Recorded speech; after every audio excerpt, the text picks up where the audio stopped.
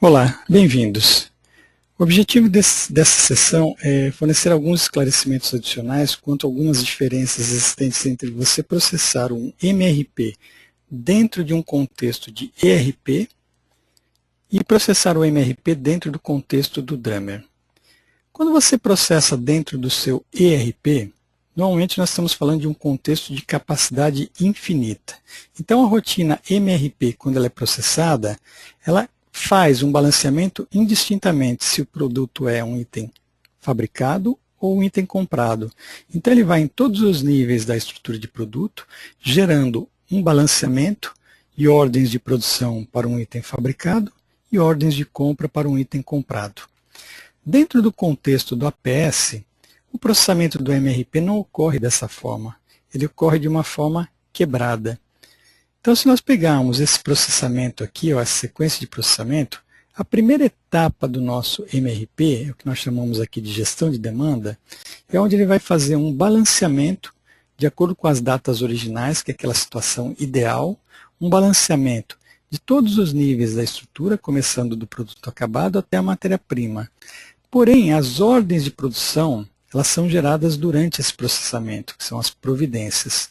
Mas as ordens de compras, elas só serão geradas através dessa gestão de compras que ocorre depois da etapa de programação. Então existe essa sequência que precisa ser seguida.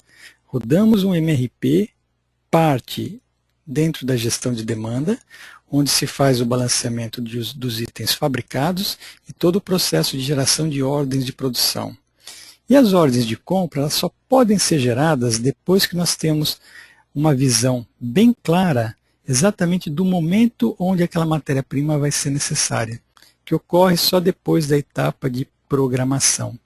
Então, o que significa isso? Quando nós fazemos a carga de dados e rodamos aqui a gestão de demanda, nós acabamos de processar a primeira parte do nosso MRP, que é fazer o processo de geração de ordens de produção, que é o que vai servir de base para fazer a programação.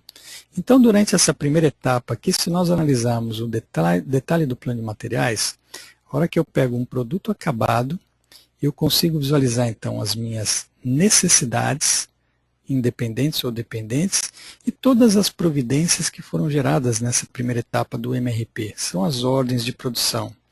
Qualquer componente semi-acabado, por exemplo, um componente filho desse produto acabado aqui, ocorreu da mesma forma.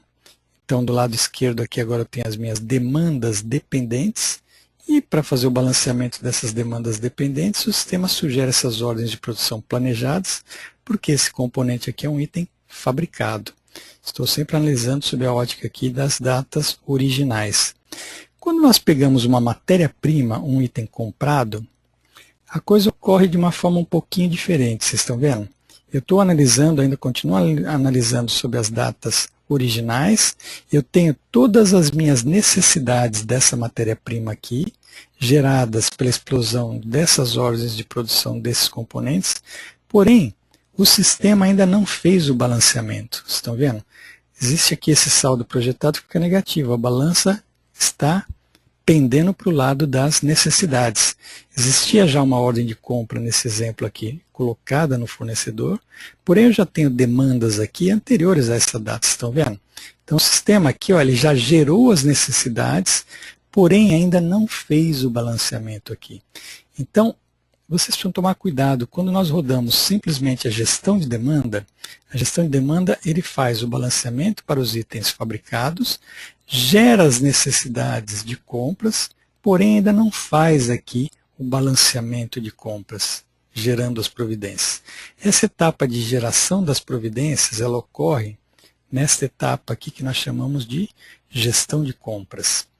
Agora, o sistema ele foi concebido para trabalhar de uma forma assim sequencial. Você roda a gestão de demanda, gerando plano de ordens de produção. Na sequência, você avalia a viabilidade da execução desse plano de ordens de produção, sob o ponto de vista e ótica de capacidade finita.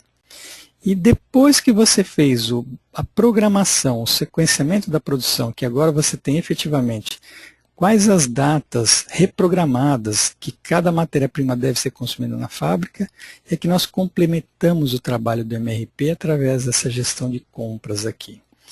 Então, o sistema ele foi concebido para trabalhar dessa forma. Então, veja, ele é diferente daquele MRP dentro do contexto do ERP. Lá você faz capacidade infinita. Então, você pode fazer a geração de ordens de produção e ordens de compra num mesmo processamento. Aqui nós fazemos isso através dessa sequência. Geramos primeiro a gestão de demanda, onde as ordens de produção são geradas. Depois fazemos o nivelamento dessas ordens de produção. Então, as ordens de produção, com aquelas datas originais geradas pela gestão de demanda, elas vão ser reavaliadas, vão ser sequenciadas e cada uma delas vai ser atribuída a essas datas reprogramadas. São as datas que efetivamente eu consigo fazer na fábrica. E em função dessas datas reprogramadas é que a gestão de compras vai trabalhar. Agora são aquelas datas que efetivamente as necessidades de matérias-primas serão necessárias na fábrica, aí eu posso fazer o balanceamento. Dessa forma que o Drummer trabalha. Então vem uma questão aqui que muitas vezes são perguntadas. Por exemplo, eu posso gerar uma gestão de compras sem ter feito um nivelamento? Eu posso, por exemplo, gerar essa gestão logo após eu ter feito a gestão de demanda? Sim, é possível fazer isso. Qual que é a diferença? Quando eu rodo a gestão de demanda é analisada sob o ponto de vista de datas originais. A gestão de compras, ela trabalha em cima de datas reprogramadas, porque teoricamente ela é processada depois do nivelamento, que é a fase de programação. Então, quando você roda a gestão de compras logo após a gestão de demanda, o que vai acontecer? A gestão de demanda gera em cima de datas originais, e nesse momento as datas reprogramadas elas estão iguais às datas originais. Então os dois conjuntos de datas estão iguais. Só que a gestão de compras, ela avalia uma restrição adicional. Mesmo que eu não esteja fazendo o nivelamento de fábrica, a gestão de compras, ela sempre avalia a data de hoje como uma restrição. Então, se a necessidade ela se encontra no passado, o sistema jamais vai abrir uma ordem de compras com data no passado. A gestão de demanda até pode abrir com data no passado, mas a gestão de compras, a rigor, está trabalhando em cima de datas reprogramadas. Então, uma data que foi gerada pela gestão de demanda no passado, quando você roda a gestão de compras, ela é ajustada para cair na data de referência, ou seja, não ficar no passado. Então, a gestão de compras vai fazer o balanceamento daquele item, considerando que aquela necessidade teve a sua data ajustada para a data presente.